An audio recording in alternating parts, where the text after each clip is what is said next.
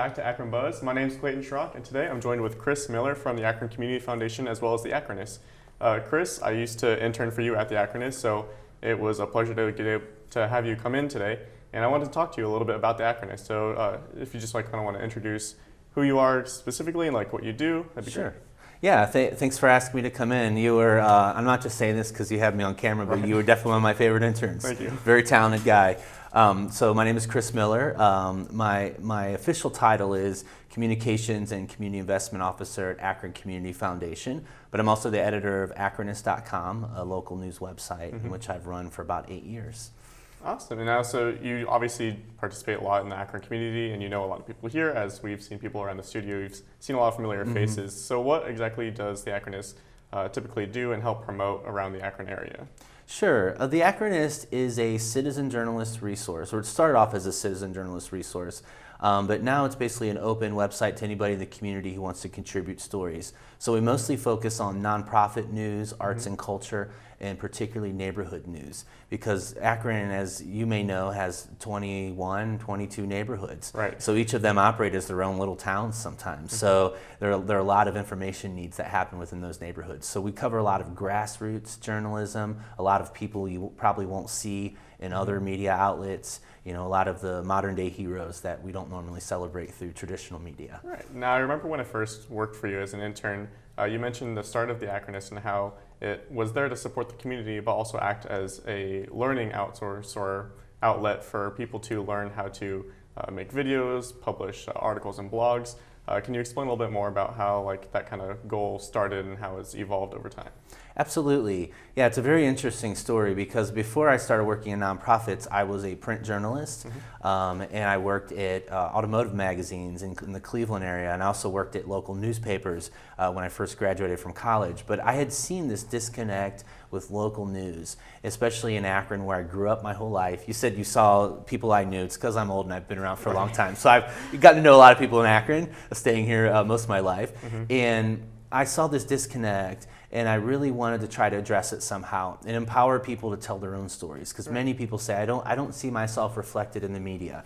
So around 10 years ago, I approached Akron Community Foundation just as a potential grantee to try to start a neighborhood news site. And so they were looking for a project idea to submit to the Knight Foundation at the time of a larger scale addressing information needs. So we collaborated my seedling of an idea with their vast resources, and we put together a project that trained citizen journalists and helped train people in digital media. And we operated from the Akron Beacon Journal for 2 years, and then we operated for another 4 years from the Akron Library, the Akron Summit County Public Library in downtown Akron. And you can still find resources that we helped create there, like a green screen studio, a Mac computer lab that offers the Adobe suite of creative software.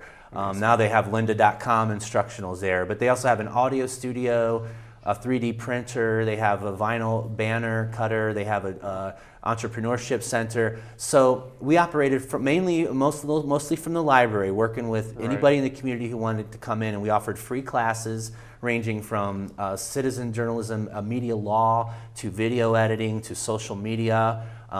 I will say we were among the first to be live streaming when it wasn't really in vogue or possible through people's phones. Okay. So we had set up a live switching video studio using iPads and iPods, probably in 2011, 2012, and it was very interesting. So it was yeah, a little bit. But yeah, you can still go there now and use many of the resources. In 2016, the media center, it was called the Akron Digital Media Center, became part of the library. And it was always the long-term strategy of the Akron Community Foundation and of the team of us that were working there at the library to look for a permanent home, and the library is a perfect permanent home. We have an amazing library system in the city, and they really, you can go in there and take classes on just about anything, and it's all free for residents. So that's amazing that all those resources are there available for the public. And so you mentioned your website, The Akronist, obviously, and I know that you have podcasts, blogs, articles. Where are some other places that people may be able to find some of the content made by The Akronist? Sure. We have a YouTube channel. We have Instagram, Facebook, and Twitter accounts.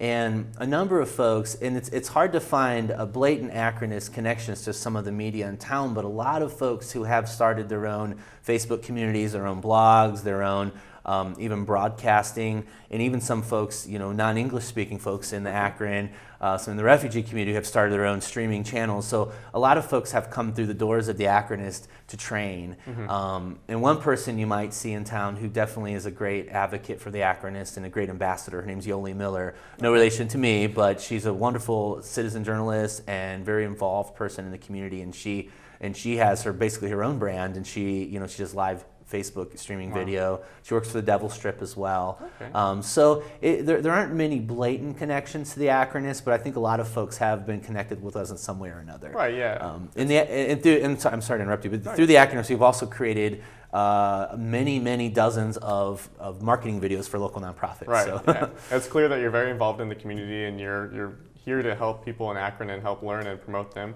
It was great having you on, Chris. Thank you so much for coming in.